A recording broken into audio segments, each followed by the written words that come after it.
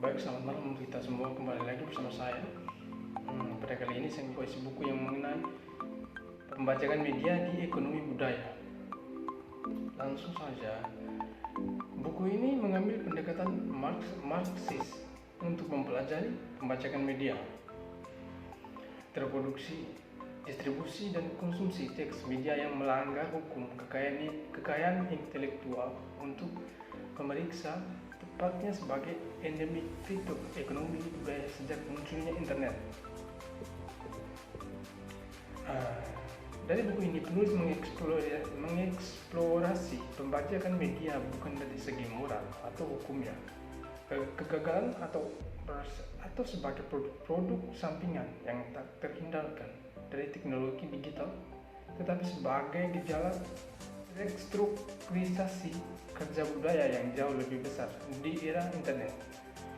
Tenaga kerja yang digital, kewirausahaan informal dan bahkan ilegal dan semakin politisasi.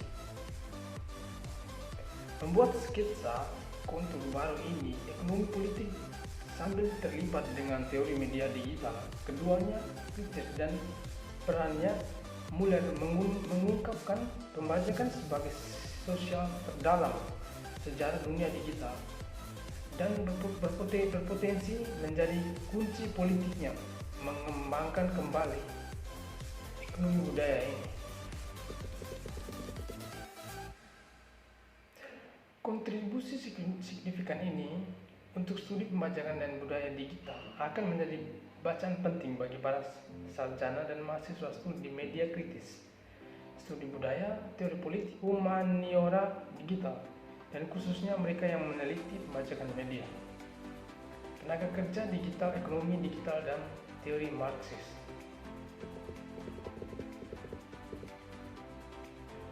Ini adalah publikasi yang ditulis dengan indah dan menarik, yang membuat kontribusi yang sangat penting bagi literatur yang berkembang tentang media, pembajakan, dan sebagainya.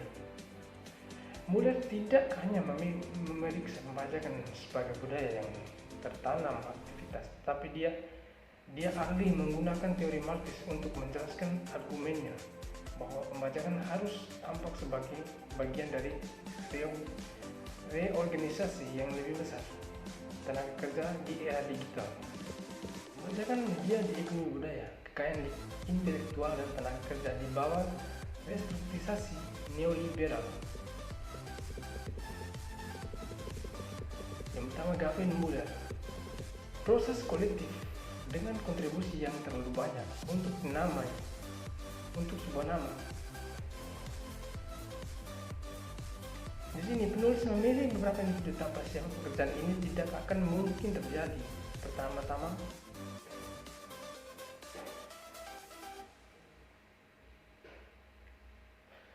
krisis dalam Fordisme, Keynesianisme.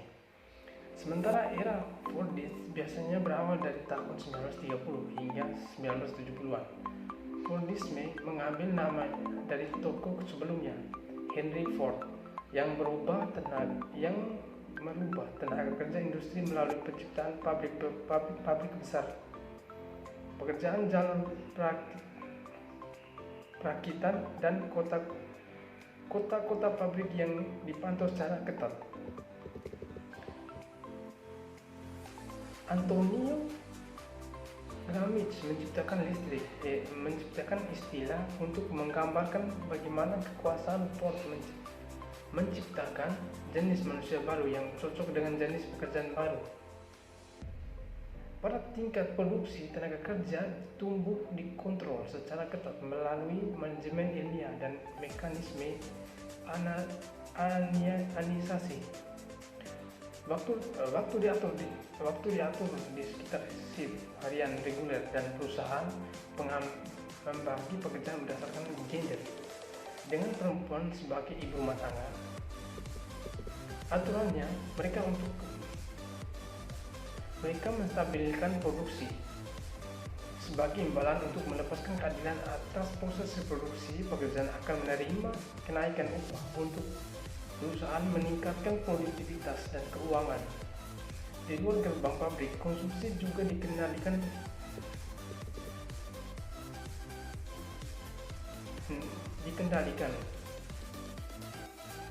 Standarisasi permintaan konsumen terbentuk upah sosial melalui negara kesejahteraan yang dijalankan menurut ajaran ekonomi Keynesian untuk memberikan jaminan pada tingkat pekerjaan, perawatan kesehatan, pendidikan publik, dan pensiun.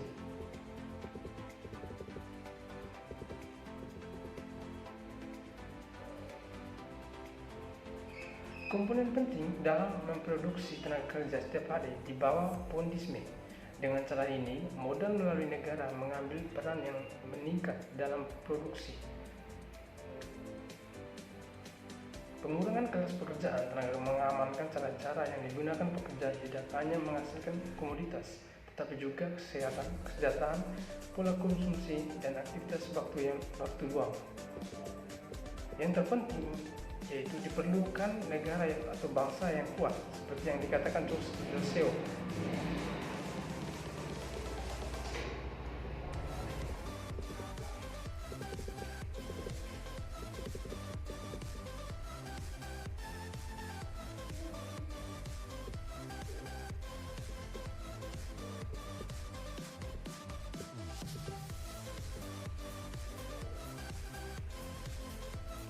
Kita masuk pada teori. Yang pertama, teori restrukturasi.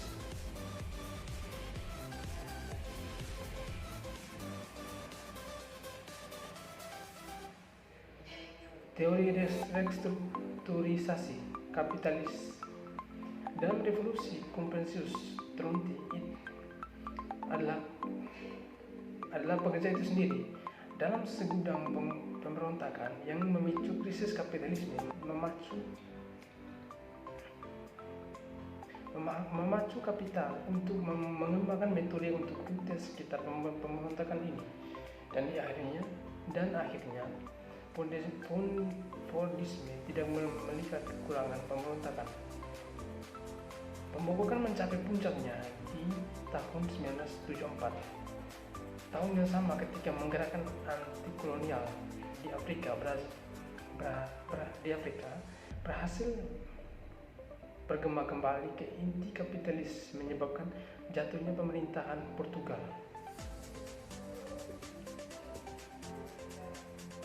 Dekolonisasi global setelah melemahkan inti kapitalis dari pasar yang dapat diandalkan dalam alam yang murah. Sumber daya orang tidak sedikit diantaranya adalah minyak. Sebagai embargo 1973 menambahkan jumlah pendapatan.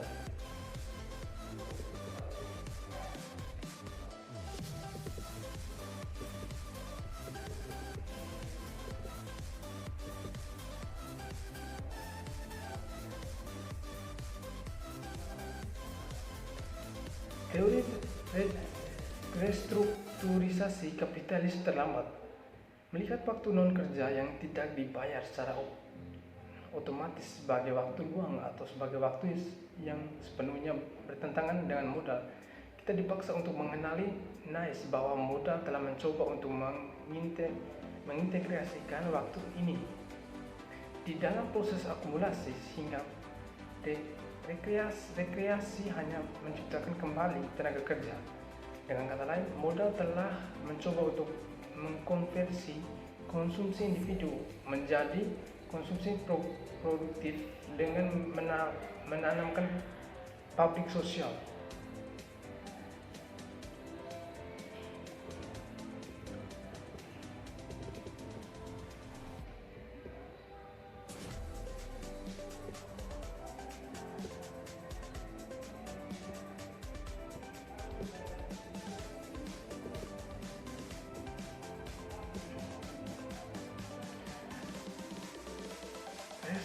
Restrukturisasi kapitalisme, inovasi dan percobaan.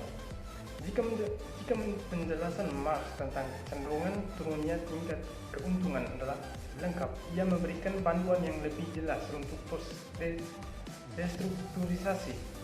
Di dalam bab setelah pembahasan tentang kecenderungan tingkat keuntungan,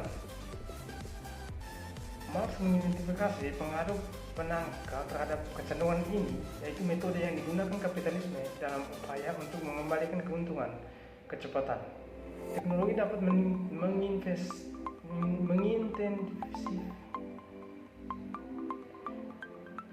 dapat mengintensifkan eksploitasi dengan meningkatkan produktivitas. Cukup. Meskipun hal ini juga memiliki kecenderungan untuk membuat mesin lebih cepat atau mesin yang dapat menghasilkan sesuatu dengan secara instan. Nah, jadi baik itu saja dari saya. Sekian dan terima kasih.